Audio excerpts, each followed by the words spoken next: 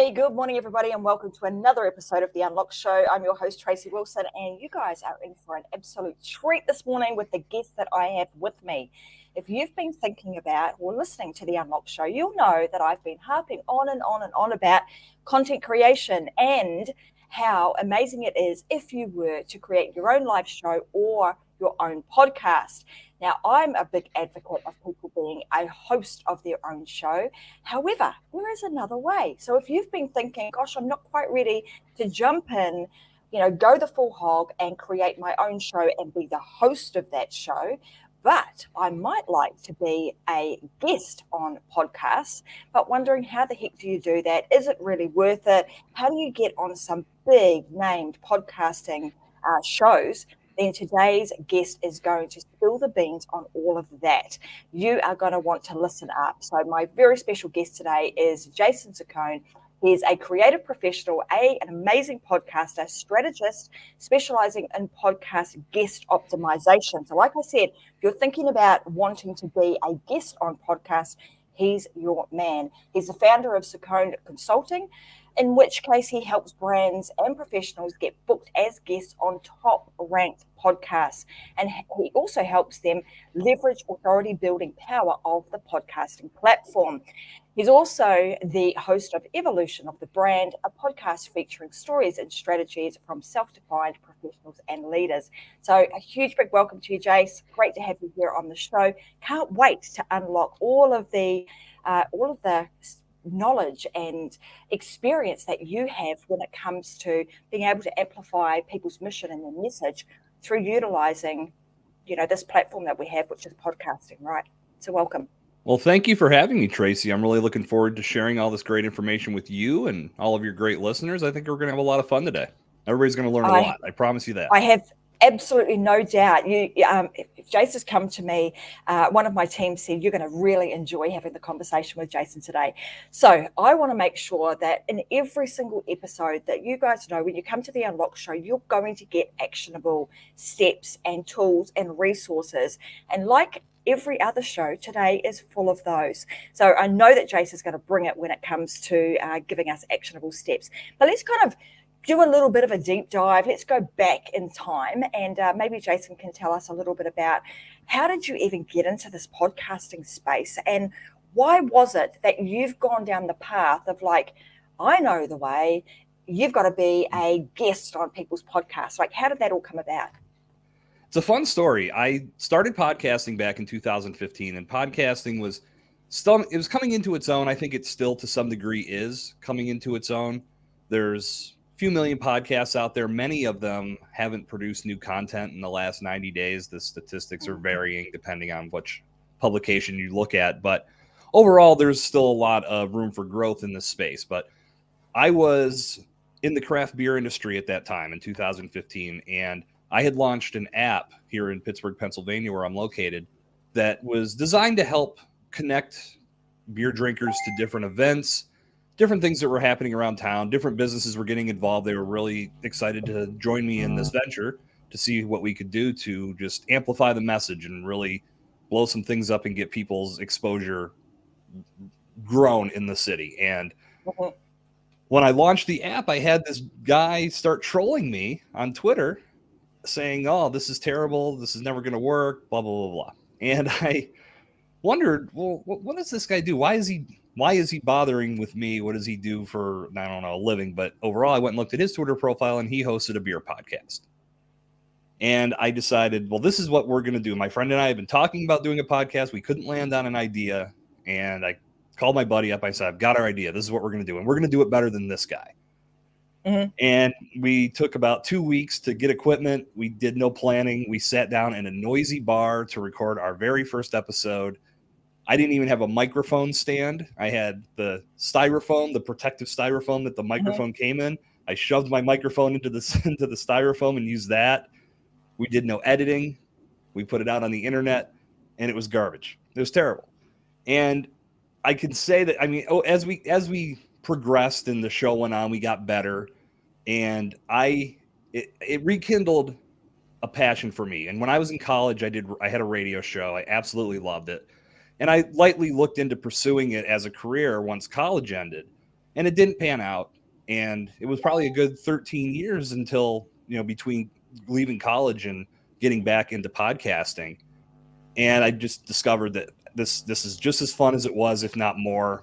And I want to get better at this. So we took that podcast as far as we could. And then I launched a second podcast. And in the midst of doing that, I looked at everything that was going on and said, I feel like this is really where I want to be, but I want to get better at it. So the podcast that I had just launched, I shut it down and decided to just take a year and a half off and study. And I didn't really say, okay, it's a year and a half. This is how long I'm going to take. That's just how long it ended up being.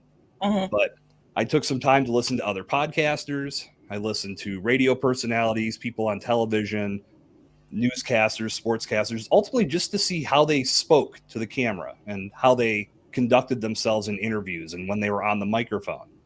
And I really learned a lot and felt that all of those skills, I could take the things that I liked and bring them into what was my voice and how I projected myself on podcasts.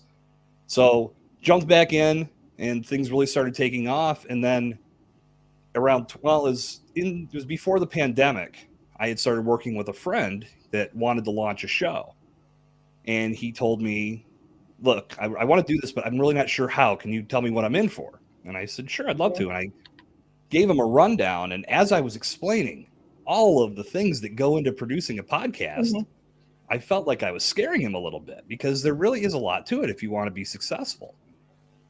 By the time I got done with my spiel, he was like, wow, that's a little bit more than I thought. So I said, yeah, it's pretty intense. And this is why a lot of podcasters don't get beyond 7 or 8 episodes. They get started, realize how much work is involved, and then say, whoa, this doesn't fit my schedule. This is way more intense than I thought. And they walk away. So I said, listen, why don't we partner up and I'll help you with the production side. I'll take care of editing and you just have to record and I'll do everything else for you. And he loved that idea. And that's really what started everything. So I started working with him, started working with some other people. And then in the midst of doing all that, I discovered how the guest spot really is this really important, critical element to a podcast. And I wanted to start helping people get booked on the right shows so they could build their brand and get their message out there on podcasts that they already had an established audience, and it would give them some targeted customers, potential customers to talk to. And in doing that, I discovered that some people have that gift of gab. They can do this naturally, but others really need some coaching and training to do it right. So I developed a training program that really shares all the ins and outs of how to do this successfully. And that's what I've been doing today. So in addition to that, I host my own podcast, and that's pretty much everything in a nutshell. I absolutely love it. And, your story reminds me very much of it's very in alignment with even Gary Vaynerchuk's kind of story, him starting out working with his dad, selling his dad's wine. And then all of a sudden, hey, I've got to get my message out there. I have to amplify this. What am I going to do? Go to video or some way of being able to tell your story. And most people that are in this kind of online world now know who Gary V is, and that's kind of how he started too. But I love the fact that when you started out, you have, hey, I'm just going to give this a go. Don't have to do anything fancy, but then realizing that I want to up the ante on this. I want to improve what I'm doing, but then not just going out and improving it by kind of learning from yourself, but actually spending the time to go and research and listen and watch other podcasters, because I think there's, whether it's a podcast or whether it's a live show like this, there's a lot to be learned simply by listening and watching what actually happens, from the camera work to how the use of the mic, the projection of voice, all of these different things that a lot of the time, starting out, you don't even think about, but as time goes on, they become pretty important. Right. So let's talk about, you sort of touched on this, and the fact that the podcasting space has got such an opportunity right now. Why it's been around for quite some time. Why do you still think that podcasting is still a really I'm going to say lucrative, a great opportunity for people to be able to get their message out there? Why do you still say that today? There's several reasons, and it really depends on which way you're coming at it. If you're coming at it with wanting to launch your own show, when you compare the number of podcasts that are available to the world versus the number of blogs or the number of YouTube channels, the number of podcasts is just a fraction. And Mm, a lot of people think, well, this is getting really saturated and I don't know if it's right for me because there's so many podcasts out there. There are, but you have to remember that your voice is unique, your message is unique. So if you can commit to doing a podcast, you should absolutely do it because it's a great way to communicate. It's a great way to position yourself as an authority and an expert. And it's a great way to network. And if you have mm, time to do this, starting a show is great. If you don't, and this is what I tell everyone, if you don't have time, it's okay. You don't have to have your own podcast. Be a guest on other shows. And mm, the opportunity for that is just as enormous because there are new people coming in listening to podcasts every day. Podcasts are getting more authority in regards to search results. When people do search results or are looking for answers to the problems that they have, Google will sometimes spit back podcasts for them to listen to. mm. So there's another way to get discovered and another way to have your message heard by an audience that is looking for exactly what you offer. So if you put Absolutely. yourself, I'm sorry. Yeah, I was just absolutely. So you're saying if you Mm, put yourself out there, the mhm. huge amount of opportunity that exists, yeah? That's right. Yeah. I mean, Mm, and that's just a small element. And the big companies, not big companies, small companies, you name it, they're using the podcast platform for advertising now because podcast listeners have, it's been proven more of them listen to ads all the way through and actually make purchases based off of things they hear on podcasts. mm. So it's a good medium to be a part of in one way, shape, or form. It really comes down to what your goals and expectations are and how much time you have to commit to being a part of it. But you can win on this platform if you do things right. And I think that's really interesting too, because you're saying, you know, people committing to having their own show and being, you know, the host of their show. Yeah, there's a time commitment associated with that. I mean, a huge amount of benefit that comes with it. But if you're starting out and you want to dip your toe in the water, or even if you want to go the full hog and really set yourself up so that you're not having to do a whole lot of that legwork, so to speak, in the setup and you know, production and editing and what have you. You could just simply get started by being a guest on other people's shows. And I want to kind of do a deep dive on that and, you know, give people some tools and resources and know-how of how to go about doing that. Sure. Now, you also mentioned that there are the number of podcasts that get started, and what I found is fascinating when I started in this space too. It's the same kind of thought pattern, right? Gosh, it must be saturated. There's so many podcasts out there. And then when you actually start looking at the statistics, like Jace was saying, that, you know, a lot of people get started, but most people never ever make it past about the fifth or sixth episode. So Yeah. if you're someone who can make it past that, then you are likely to be in the minority of podcasts. And as you know, pretty proud, I suppose. Went back and had a look at how many episodes we've done with the Unlock Show. And I think we're knocking on the door of 200. So it's Beautiful. like you say, it's one of those things that you make a commitment to and you just Hmm. do it. You know, you schedule it into your diary and you make it happen. So Hmm. let's talk a little bit about, you know, okay, so I've decided I want to start being a guest on other people's shows. How do I determine what I should talk about is probably the first thing, because I think a lot of people kind of go, yeah, I want to do it, but what are some of the, how do I come up with my topics or my, you know, the things that I'm going to speak about that are going to appeal to somebody else? So they actually look attractive to somebody to have on their podcast. Sure. I think that you have to understand what your passions are, what your skills and expertise are, because when you really hone in on those, that's typically something you could talk about if nobody was in the room listening to you.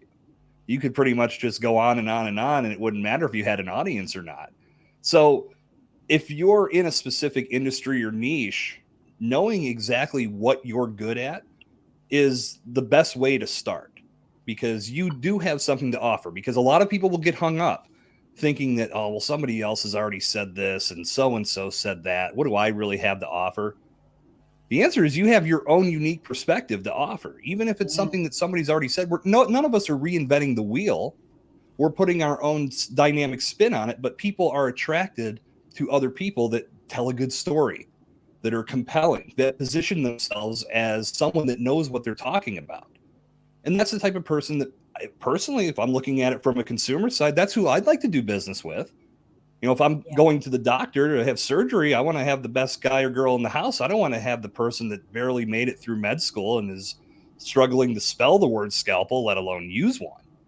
So if you go on podcasts and position yourself as that expert, as that resource that's going to help somebody, that's going to let somebody know that you're a good person to turn to. That's always going to give you subject matter to talk about, because good podcasters know their job is to create content that's going to make others listen and then stick around for more. And when they stick around for more, they keep getting that impact, and then they start telling others.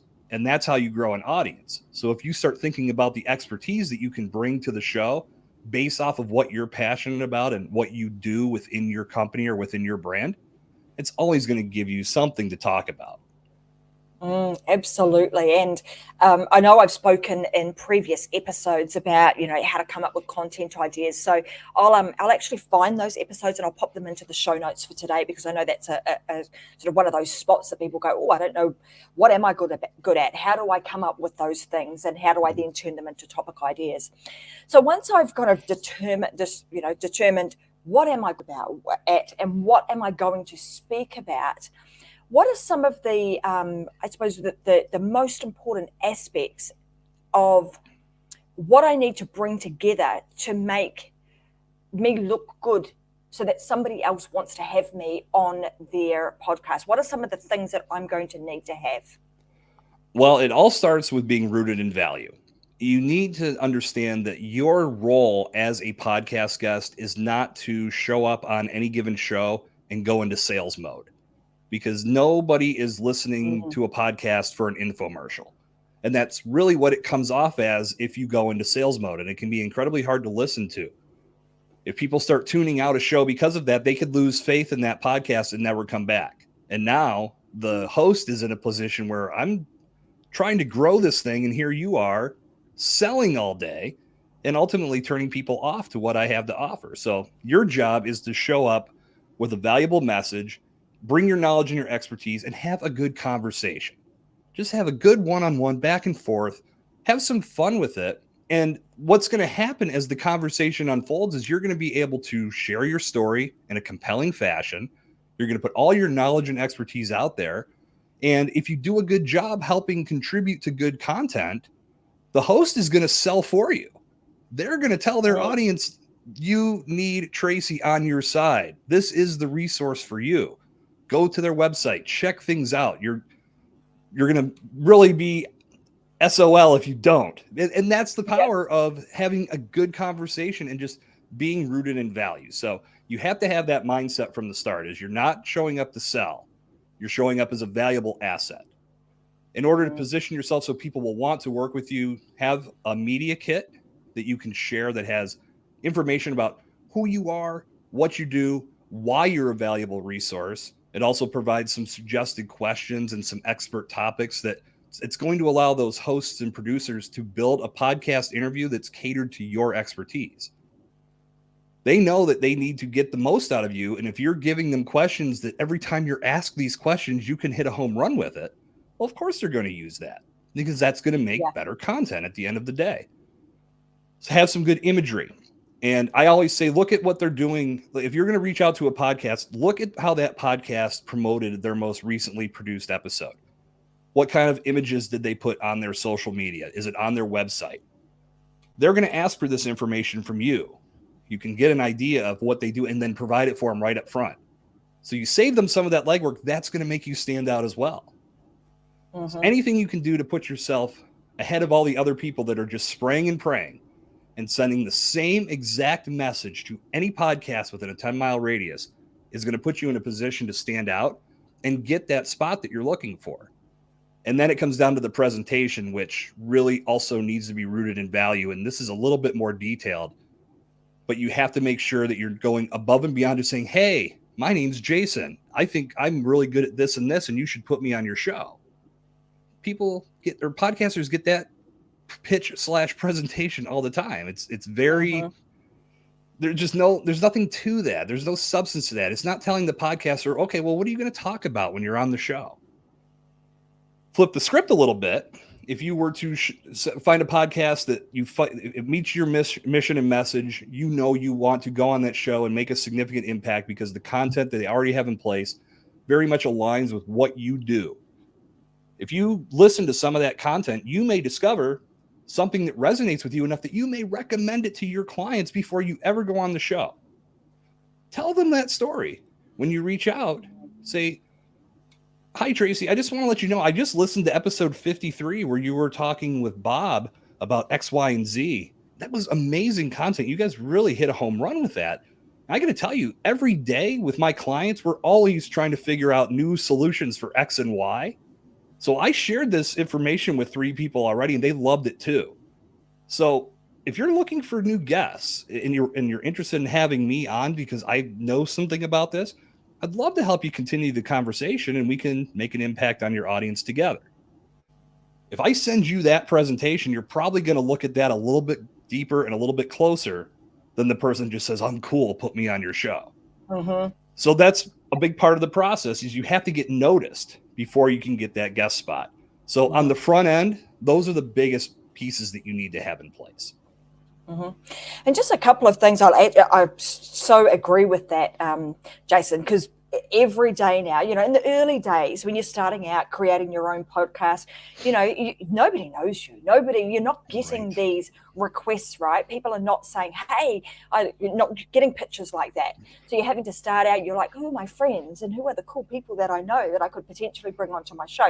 So, you might be doing some outreach to get people on your show. But I'm going to speak now from a point of view of, I get pictures every single day. I can open up my email and I'll have, 3 or 4 pictures from people every day. And so the stuff that Jason's talking about is very, very real. When you're going through them, the ones that get to my team that I say, hey, this would be a really cool person to have on the Unlock show are ones that are deep-seated, full of, hey, I actually took the time to listen to some of your episodes. I heard you speak about blah, blah, blah, blah, blah.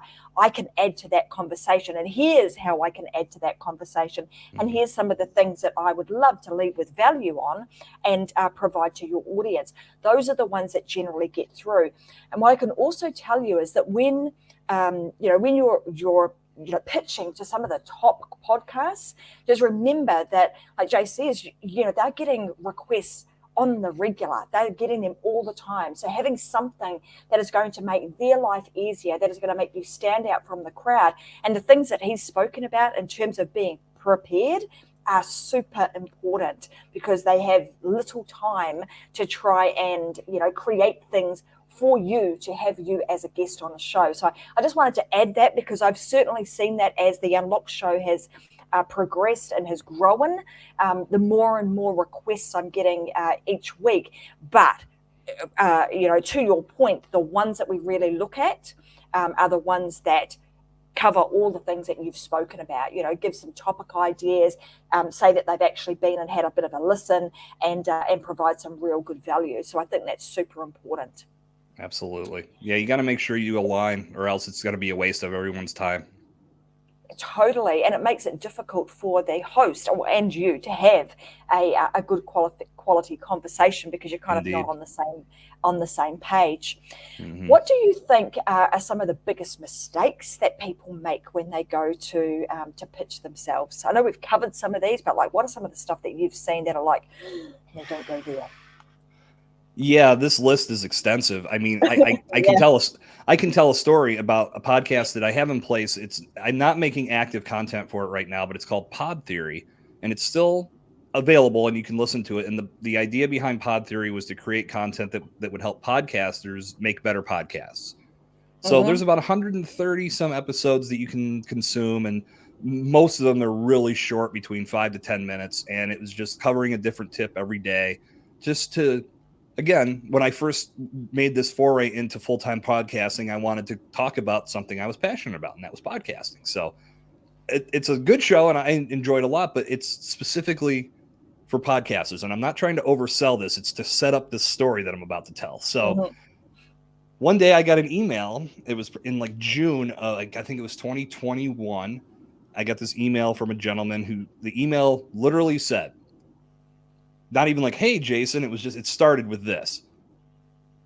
4th of July is a terrible time for dogs. Those fireworks are going off left and right, and those loud booms really scare our favorite animals, and they have to hide under the bed, and it's really torturous. And I'd love to come on your podcast and talk to your audience about this. So I'm like reading this email saying, I don't have a dog podcast in any respect. Why would I have you come on my show? Now, granted, I can feel sympathetic as a dog lover because I know that they hate fireworks and that's not the best time of year for them. But my audience isn't coming to my podcast to listen to dog caring tips. Like, why aren't you reaching out to podcasts that are about pet care or about dog lovers or something that's more in the ballpark? I mean, we're 20 yards off the reservation with the content I have versus what you want to talk about. People do that all the time. And that's the thing. When I saw that, I mean, I sent that to some friends. I said, this guy probably sent this exact same email to 200 people today. Didn't look at who the podcasts were. He just saw a podcast name with an email and he sent the request. Maybe one person will respond. That's such a waste of your time.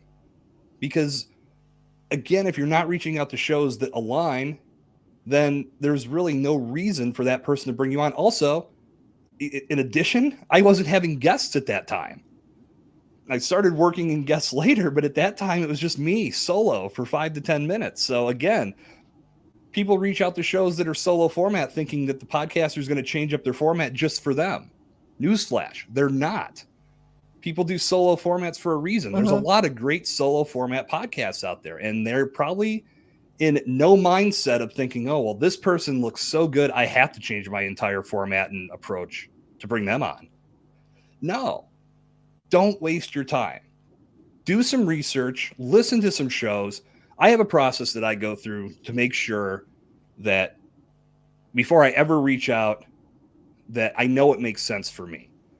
Obviously, I make sure they accept guests, because if they don't accept guests, why would I bother? Then I look to see if they've produced content in the last 30 days. People do that as well. I have some clients or past clients that aren't podcasting anymore, still getting requests for people to come on the show. Like, they haven't had content in months. Why would you think they're going to have you on the show? They don't even have new content coming out right now. So make sure new content is coming. I have a 30-day window. If a podcast hasn't produced content in the last 30 days, I move on. Now, I may come back later because maybe they're just on a break. But for now, I know that this isn't going to serve me. So I move on to the next step in the process. And that's to look at the cover art and the description of the show. Is the cover art aesthetically appealing? Does it grab your eye? Or was it just a couple clip art design or clip art images thrown onto something in Microsoft Word? The amount of TLC that somebody puts into their cover art and the description of their show is a good indicator of the overall TLC they put into the production of their podcast. Because that cover art is the first thing that people discover when they're looking for a new podcast. It's going to jump, just like anything else. That catchy design is going to grab you to make you click. And then the description is going to tell you in a few sentences what the show is all about and what you're going to learn when you listen to that podcast. If we check that box off, then I look at their presence outside of the podcast. I'm sorry, I skipped one. I'm sorry. Then I look at ratings and reviews just to get an idea of what the world is saying about this podcast. Then I look to see if they have a website and social media, because that gives me an idea of if I'm doing an interview with these guys and everything goes well, when it goes live, this is how they'll produce me and publish my episode and share it with the world. All those boxes get checked. Then I listen to the content, make sure it sounds good, and make sure the messaging aligns with what my objectives are. We check off all those boxes, then I do the outreach. So instead of wasting time just spraying and praying to try to contact 100 episodes a day, find 2 or 3 by doing some quality research. And I'm not saying you have to listen to every episode all the way through. You can quicken up the speed to 1.5 times or 2 times. You can listen to a segment of the content just to get a feel for it. But there's so much more value in that than trying to just throw a bunch of spaghetti at the wall to see what will stick. Because if when you do it that way, what ends up happening is if it isn't really aligned and it's just a podcast that happened to say yes for whatever reason, because they're spraying and praying in reverse more than likely, when you get on the interview, you don't know what to talk about. And it ends up going off the rails. And people listen to it going, what am I listening to? Yeah. So if you're not thorough and you're not thinking about the value of the entire process right from the start, you're going to cost yourself a lot of time and you're going to waste a lot of time as well. Mm-hmm. Absolutely. I mean, I'm a big kind of, planner and steps kind of person. So I love that process that you've gone through. So in terms of like, I'm now wanting to, I'm going through this process, but I'm wanting to find some that are really, I suppose in my pocket, in my niche. Are there any platforms or tools that you think are really useful for people to be able to find great podcasts to be on? There's a number of different services that are out there, but I mean, if you really want to just go DIY, go to Google to start and type in best, whatever your industry is, podcasts. Google's doing a fantastic job indexing podcasts now. So you're going to get a nice list of returns. Some of them aren't going to be in your wheelhouse, but at least you're going to get something to look at. Then you can go as far as if you find a podcast that you think looks good, do something like podcasts just like such and such. So you can get a little deeper with the search. You can also do that on the actual podcast apps. Like I use Podchaser and I use Apple Podcasts. So you can go on those and you can look up shows there. Then there are services that you can either use for free. Like the one I swear by is Podmatch. Tracy, that's where we met. Podmatch is phenomenal. Yep, totally. And but you can use the free service they offer, or you can upgrade to the paid service, and that gives you so much more when you do. Programs like that are out there and all over the place, so there's really no excuse for not being able to find podcasts. I've heard, and that was, I was at a podcast convention last year. So many people were talking about how they just couldn't find enough guests. And I'm like, really? I mean, are you getting out of bed? Because they're everywhere. People want to go on podcasts and share their expertise. They're dying to get the word out there about what they do and who they are. You just have to know where to look for them, and you have to approach them in a valuable way. So, yeah, that's the biggest thing you got to keep in mind is rooting everything in value and finding a service that does it.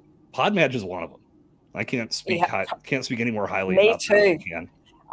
I actually dedicated an entire show on that specifically, like how to go and how to set yourself up in Podmatch, because like you, I'm a big fan of that platform. I think Alex has done an amazing job of putting that platform together. So those of you that are looking for a platform to use that will really help to match you up, Jace has mentioned it today, and it's Podmatch, guys. We'll pop the link into the description for you today too, so that you can head on over there and just check it out. When you're looking at, what shows should I be on, audience size, like should I be looking at that? And does that really matter when deciding which podcast I should appear on as a guest? Nope. I can leave it at that, but I won't. Interesting, right? Yeah. You've opened man, of worms now, because most people would think, yeah, it does. But no. Many people do know it. There's no doubt about it. Many people do. And this is probably one of the most heated, passionate subjects I have, or at least in regards to like what gets me fired up, because that download metric that's part of the podcasting space. So many people think that is the live and die, be all end all number. Everything about my show, the success, the failure, it's all predicated on my download number. No, you got to get past that. As a guest looking for shows, you got to get beyond how many downloads a show has. I had a guy come on he reached out to me. My show was 4 weeks old. He reached out to me wanting to be on it. I said, sure. Before we started, he goes, how many downloads do you have? I said, I don't know. He goes, what do you mean you don't know? I said, I haven't looked. The show's 4 weeks old. What am I going to learn in 4 weeks about a download number? He was so blown away. I said, well, listen, I mean, if you don't want to do this, then you can leave. You reached out to me, man. And we ended up doing it, and the interview was great. I mean, everything went fine. I was just like No, like I made a commitment. I'm not going to look for a year. I still haven't looked at my stats. It's meaningless to me. I'm building valuable content. That's all I want to do. The numbers are going to fall into place if I consistently put good content out there. I get that good content by connecting with entrepreneurs and professionals that have a great story to tell and want to have a good platform to tell it. If we can have a great conversation, they know, I know, when people discover this, they're going to start telling everybody. That's how the audience has grown to this point. So 6 months later, I've been able to expand to where I put out 2 episodes a week because I've had such demand from the audience that did grow, saying they wanted more, and the people that wanted to be on the show. I couldn't, in good faith, say, yeah, I'll interview you today, but this won't go live for 8 months. That was unfair. So I switched to doing 2 episodes a week. And that has nothing to do with download numbers. So a lot of people think that you have to get on the biggest show. When I get into podcast guesting, I'm going to go on Tim Ferriss, Amy Porterfield, Joe Rogan, and we'll get Howard Stern in the mix too. You're not doing it right because those audiences are very broad. There's not a lot of targeted ideal customers in those audiences for you. Now you may have a few, there's no doubt, because there is massive audience size there. However, you can get more value from a smaller podcast that may have a few hundred downloads or a few hundred listeners, but all those listeners are targeted. They're coming to that podcast for a specific reason because that host has very niche content. So if you find podcasts in your space that are talking about what you do, talking to those people is going to get you much more in regards to results than trying to go on the biggest show in the world. Plus, if you're just getting started, you're probably not good at this yet. We all have to start somewhere, and the best way to improve is to continue telling our story, getting on the microphone, and getting better at our craft. As you get better, that starts to get noticed, and your reputation starts to grow. Now the bigger shows might start to take notice of who you are and say, I like how you talk. I like how you tell your story. I'd love to bring you on the show. So you got to be in a position to know that you have to earn it. You can't just start from the top and work your way down. Start at the bottom, work your way up, but understand at the bottom, there is a lot to be gained. Absolutely. And what's interesting about that too is that, even starting out, getting on some people's podcasts that are new, what's going to happen with that? If they're sticking at it, maybe you're in sort of the first 20 episodes, somewhere about that. They're always enthusiastic. They're doing their thing. They're trying to get their message out. So the likelihood of you actually getting really good exposure to a very specific audience is extremely high, because that podcaster in those early phases or the early stages of their podcasting, right, are super enthusiastic, are excited about what they're doing. They haven't, you've got them before they've fallen off the bandwagon, but also you've got them past that critical hump of 5 or 6 episodes where that they are doing it consistently. So I think there's a lot of merit in actually, getting on some early stage podcasts to talk about, to really share value and add to the conversation for their particular audiences. And I love the fact that you mentioned, don't even look at your download stats. I see so many people going, they've done 4 episodes, like you say, and they're like, oh my God, my download stats are not looking fantastic. Give it some time. Keep doing it. Repetition and being consistent is your friend in this space, right? Because like you say, you're going to get better and better and better at your craft. And I don't know about you, but as you get better and better at it, something happens. There's just something really magical about getting on the mic or even on camera and starting to talk about your stories, your craft. There's a certain level of confidence that grows within you. Your mindset changes. There's a whole lot of stuff that's almost, I'm going to say, the intangibles that happen through either being a guest on other people's podcasts or just getting up and speaking and being a podcaster, or show host yourself. Would you agree with that? Like, what are some of the things that you've seen personally that have happened to you because you've been showing up consistently and doing this? It's the reps. It's the practice swings. I mean, I've golfed since I was 7 years old. I'm not PGA level at this point in my life, and I never will be, but I've gotten better I'm better now than I was when I was 7, because for the past 30 plus years, I've been taking practice swings all the time to get better at the sport that I love. That works the same with anything you do. The more you do it, the better you get. When you were an infant and a child, you didn't just come out and start running around in circles. Laid in place and could hardly move, and then eventually you figure out how to roll over, and then you were able to pull yourself up, and then you could walk by holding on to the edge, and then you had the guts to let go of the edge. And as you just kept pushing yourself to get better at what you were doing, the skill set came and fell into place. It works with podcasting the same way. You have to put in the reps. You have to understand that this is more of a marathon than it is a sprint. I don't know what person said, oh yeah, podcasting's easy, and once you get into it, you can have results super quick, because so many people believe it. I'm like, who are you listening to that had that message? Because it's insane. Like, to go back to the download number conversation for a moment, people will say, yeah, I only get like 50 downloads on my podcast, it sucks. And my immediate response to that is, well, what's a good number? No one has an answer for that, because no one knows. It's an arbitrary number. So then I always follow that up with, if those 50 people were in your living room and you were throwing a party, would you get the swill beer and the bottom shelf Bankers Club vodka? Or would you invest a little in the good stuff? Would you maybe cater the party? Would you bring in a bartender to make real classy cocktails? You would show up for those people who showed up for you. You can't disrespect the 50 people that have shown up, looking past them going, where are the other 100,000? You have to respect who you have and give them a reason to turn around to a colleague or a friend and say, you got to listen to Tracy's podcast. It's so good. There's so much good content on that show. Because those 50 people, if you respect them by continuing to give them good content, by communicating with them, by thanking them for being part of your audience, they tell 50 other people, now you've got 100 listeners in your audience. Yeah. Those 100 start telling a person, now you've got 200. There's your math lesson for the night. Exponential growth is where it's at, but you have to make yourself recommendable. If your content isn't worthy of being recommended, you're not going to grow. And the only way to make that happen is to keep your focus on the value. So if you've put your focus on quality content that sounds good and having good conversations with people that are like-minded, that's going to help you grow. That's going to make you stand out.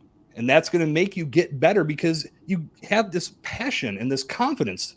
The better you get, the more conversations you have, I'm not saying it gets easy, but you get more comfortable. And when you're comfortable, you're more confident, and then that can take things through the roof. Absolutely. And I love, this whole concept of, create, what am I going to create? Am I going to create my own show, or am I going to be a guest on others? And just going at it from a place of, what's my intention here? My intention is not to get onto these, and because I think a lot of people start or wanting to do this craft because I want to make sales. I'm doing it because I want to grow my business. And yes, of course, that's going to come with time, but you lead with, like, as you say, you're going to lead with value. What are the things that my audience would want or need right now? And maybe it's one of those times where we go back in our own journey and go, what did I want or need at that time? What was it that I was searching and looking for? Because more often than not, your audience will be at that point somewhere in your journey that you've already been, that you can actually add value, give them the, tools, resources, knowledge, even some of the pitfalls, some of the things that maybe don't do this, because I went down that hole and that didn't work so good. Some of those things to avoid on their journey. And when you do that, and when you come at it from that place, like Jason's saying, is that you are going to end up with loyal followers that are going to want to listen to you. And more often than not, they'll listen to one episode, right? And if they're interested in that particular subject matter, and this is the feedback that I've got, is people will say to me, hey, I watched such and such and such a show. I watched one. Oh, and then I went I found some more, and I watched the next one and the next one. And they'll end up binge watching or binge listening, I should say. And that happens a lot, right? Once you kind of get your hands on a podcast that you like, you're going to listen to a lot of it, and you get to know that person, like that person, trust that person in a really, I'm going to say, intimate way, because they're in your ears. You nailed it on the head. And that's yet another reason why you can't get hung up on the download metric, because that number is always growing. It's funny to me how when we put out a new episode, you think about the dynamic of someone that's posting their freshly made content, their brand new episode that just went live this morning on whatever social media platform they're a part of, on their website, wherever. They are ecstatic. You got to listen to this episode. It is so good. This is the greatest content of all time, blah, blah, blah, blah, blah. In 2 days, they're like, done with this. It's on to the next episode. And then you rinse and repeat. I understand that you have to get behind your new content, but you shouldn't be less excited about episode 1 when episode 50 goes live. It's all part of your catalog. It's all part of this great piece of content that as a whole is presenting something to the world that they can learn from. And it happens exactly like you said, Tracy. You find a podcast, you listen to the most recent episode, you're hooked. You love what you heard. The first thing you say is, wow, if this episode was this good, I bet everything else is too. I'm going back to episode 1. Start playing catch up. So now you've got this person in your ecosystem. The more people you have doing that download number keeps going up. So if you are going to look at download metrics, don't look at just the most recent episode. Look at your whole catalog. That's what you want to build the performance on, because the whole catalog is what's going to serve you. Yeah, like I said, yet another reason the download number, screw it. It's irrelevant. Totally. And a lot of people can be put off because they're like, oh, nobody's listening. When in fact, what you want to look at, in my opinion, is sort of the trend, what's happening over time. Have you got enough content in the bank to even see, is there a trend here? And if your trend is going up, hey, kudos to you. You're doing a good job. That's a good sign. So, I can't speak highly enough or encourage people enough to just get out and speak. Just talk about your experiences. Because like Jason said right at the beginning, you have a unique spin on what it is that you do and the way in which you do it. And other people are going to want to hear and listen and potentially do what you do. So I think it's podcasting and doing a live show is, in my opinion, has been the number one thing that is actually, even though it takes a bit of time, it's actually saved me a whole heap of time. Because prior to doing this, what were we doing? Trying to figure out how to post this on Facebook, this on Twitter, this on LinkedIn, this on all the different platforms, trying to create all of this different content. Whereas creating a live show or a podcast, there's so many things that you can recreate out of just one episode. I mean, out of this episode, as I was saying to Jason, it'd be the same.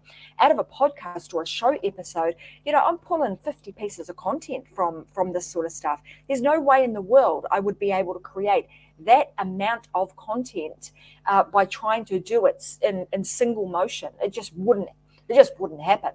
Right. So I want to know, before we kind of wrap up today, like to get going and get to figure out how many podcasts should I be doing as a guest? Like what's the norm?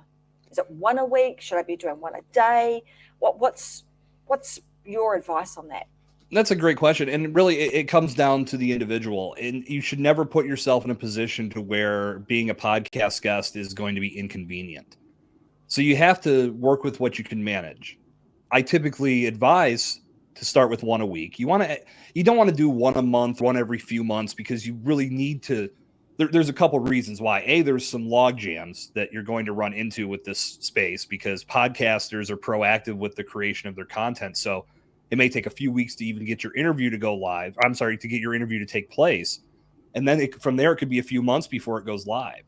So when do you start podcast guesting? The answer is last month, because you really have to get the ball rolling. And once you get that consistency in place, once shows start popping up, they're going to start popping up all over the place. I typically advise to get comfortable to start with one a week. Just block some time and if you can afford to block an hour a day, because what's going to happen is you may find a podcast that they could only see you on Tuesday at 3:00. But then you'll find another podcast, their time is Thursday at 4 o'clock. So you want to make sure you can give yourself the hour and be flexible with it. And then if you don't have an interview, use that hour for some other deep work. Once you get comfortable and you say, this is working, I'm getting more confident, I'd like to do more, then you can start to build upon your schedule. Like, this is my 5th interview today. I've gotten to the point now where this is my thing. I love doing this. So for me to build my brand in this capacity, I love I had interviews wall to wall today. And I looked at it, I'm like, yeah, this is awesome. Because I get to connect with great people like you, Tracy. We get to have wonderful conversations. We get to impact the audience and share some great information that, quite frankly, everyone needs to hear, in my opinion, because I feel like this is such a powerful way to take your brand to the next level. I love being able to spread that word around and being on as many shows as I possibly can. It's fun. You know, and I did 3 interviews for my show yesterday. It's been a couple of days jam-packed with podcasting, and I love every second of it. But you don't want it to interfere with other priorities that you have in your business. Start small, get comfortable, and then grow from there and add accordingly. Awesome. Well, I couldn't agree with you more. I think it's a fantastic way to get your message out, and I want to encourage people to do that. There's a couple of things that we want to share today, because I know before we sort of jumped on and went live, Jason and I had a bit of a chat about a couple of things that I think we should make available to everybody. One is that Jason's going to have a page that you guys can go to. Jason, let me just pop it up. Let me pop it onto the screen. There you go, Jason Cercone /unlocked. And I'll let Jason sort of explain to you what you can find after the show. So not today, but tomorrow.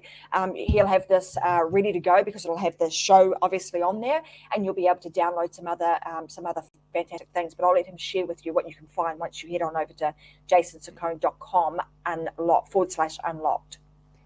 Yeah, what I specialize in and what I love helping people do is understand the fundamentals of being a value-driven podcast guest, but also providing the tools, the strategies, and the methods to do it well.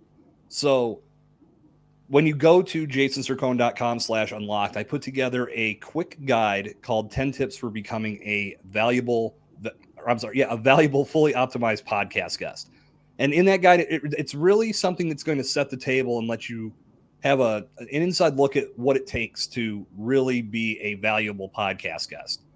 Once you complete that guide, I would love to connect with you one-on-one to have a conversation about your goals and expectations and answer any questions that you might have about this type of content initiative. I can say from experience, from working with others, and from just my own experience, it's a tremendous way to build your brand. But I can completely understand that there may be some folks that have some reasons why they wouldn't want to move forward, but I'd love to at least have a conversation to determine if it makes sense for you. So there's ways that you can determine that once you land on my website. But after you're there, pick up that guide. It's free. It's my gift to you. And then you could jump over to the Guest Accelerator page and learn more about my training programs. Beautiful. Well, there you go, guys. I would take Jason up on his offer, but particularly if you've been thinking about this for a while, because I know a lot of you are. Most people think about doing their own show or their podcast for some time before they make the leap. So if that's you, then take Jason up on his offer. Head on over to jasoncercone.com /unlocked. Again, we'll put this link into the show description, and go and take him up on his offer, get his free downloads. And if you so wish to continue the conversation with Jason, absolutely do so. There's a couple of other things that I'd like to give you guys. There's also a speaker's kit. I'm just going to pop that up on. Let me just get rid of this one, hide that one. Let's pop this one up. You can go to tracymwilson.com. I've got a bunch of free goodies over there. But if you go to speakers-kit-template, you can download my speaker's guide. That's more so if you're wanting to be a host as well as a guest. And there's a couple of templates there that I think you'll find very, very useful. Again, we'll pop those into the show notes so that you guys can get your hands on those today.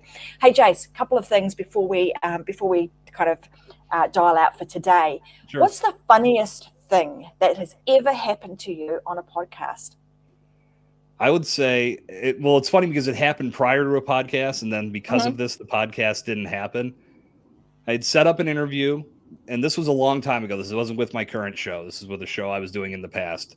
set up the interview. We got everything hammered out about what we were going to talk about. I had shared the link for how to join me. At that point, I believe I was using Skype.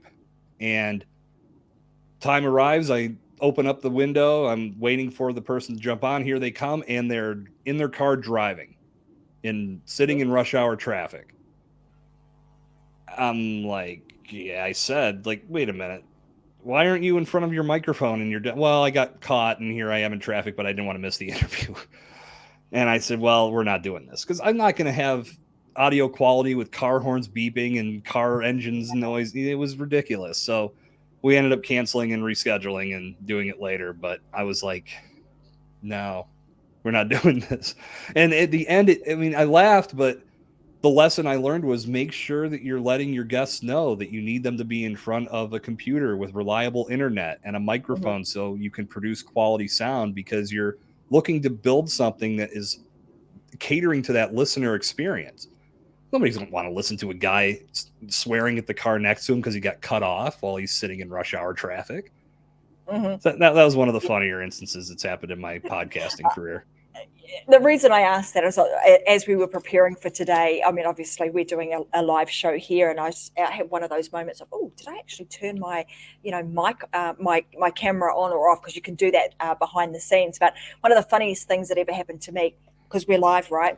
A lot of people don't always pick up. Like nowadays, we make sure that we tell people over and over again, it's a live show, so you need to turn up on time, and be prepared for video. But I can recall this one particular time where I had this woman come on the show. She thought it was just a podcast, so wasn't dressed appropriately for us to be on a live show. So she was a little bit taken aback and a bit like, oh my God, look what I'm wearing, and no hair, no makeup, and all that sort of stuff before we got ready to go. But anyway, it was quite a funny instance, and I've had a couple of instances where again, early days, didn't quite have the camera angle right, and this is when my children were living at home with me, but kids walking out of their bedroom half naked, coming on the screen. It's some funny stuff that's happened. But anyway, it's always fun to share those kind of stories. Yeah.